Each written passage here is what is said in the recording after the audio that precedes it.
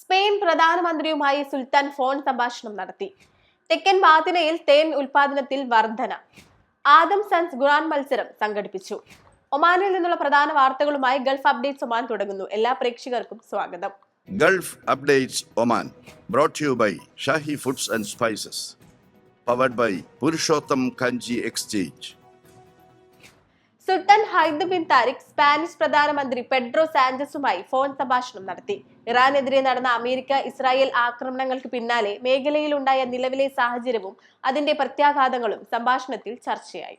ഈ സംഭവ വികാസങ്ങൾ പ്രദേശത്തെയും ലോകത്തെയും വിവിധ രാജ്യങ്ങളുടെ താൽപര്യങ്ങളെ ബാധിക്കുന്നതായും ഇരുവരും വിലയിരുത്തി. തുടരുന്ന സംഘർഷം അവസാനിപ്പിക്കാനും കൂടുതൽ സംഘർഷ വ്യാപനം തടയാനും പ്രാദേശികവും അന്താരാഷ്ട്രവുമായ ശ്രമങ്ങൾ നടത്തേണ്ടതിന്റെ പ്രാധാന്യം ഇരുവരും ഊന്നി പറഞ്ഞു. തെക്കൻ ബാത്തിന ഗവർണറേറ്റിൽ 2025 സീസണിൽ പ്രാദേശികമായി 12,434 കിലോ തേൻ ഉൽപ്പാദിപ്പിച്ചതായി അധികൃതർ അറിയിച്ചു.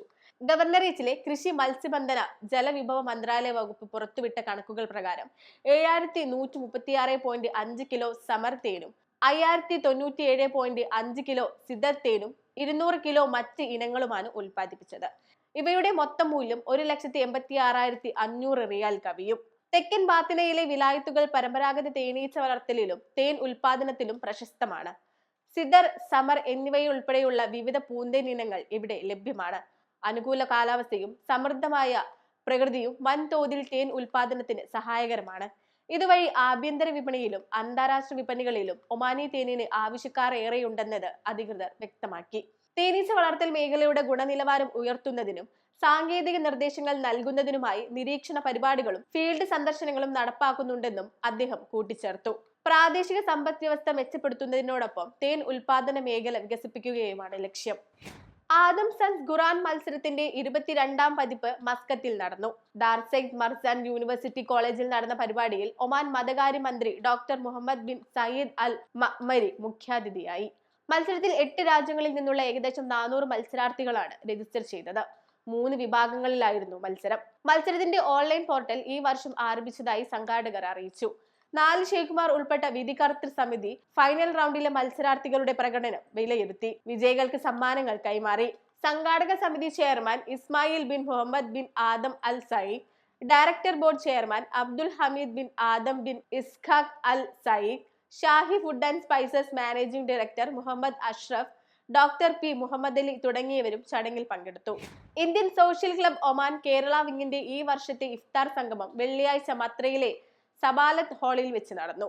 ഒമാനിലെ പ്രമുഖ വ്യവസായിയും പൗരപ്രമുഖനുമായ P Muhammad Ali, Indian social club Oman general secretary Shakeel Komath, vice chairman Suhail Khan, community welfare secretary Santhosh Kumar, managing committee അംഗങ്ങളായ TVS Prasad, Praveen Pinto, Malayalam wing convener Thajudheen, NFC president Sukumaran Nair, Malayalam mission Oman president K Sunil Kumar, secretary Anu Chandran, ഒമാനിലെ മുതിർന്ന സാമൂഹ്യ പ്രവർത്തകൻ Shaji Sebastian, Sudhi P, Indian school board അംഗങ്ങൾ, ഒമാനിലെ വിവിധ സംഘടനാ ഭാരവാഹികൾ, സാമൂഹിക സാംസ്കാരിക പ്രവർത്തകർ തുടങ്ങി 1000-ലേറെ പേർ ഇഫ്താർ സംഗമത്തിൽ പങ്കെടുത്തു.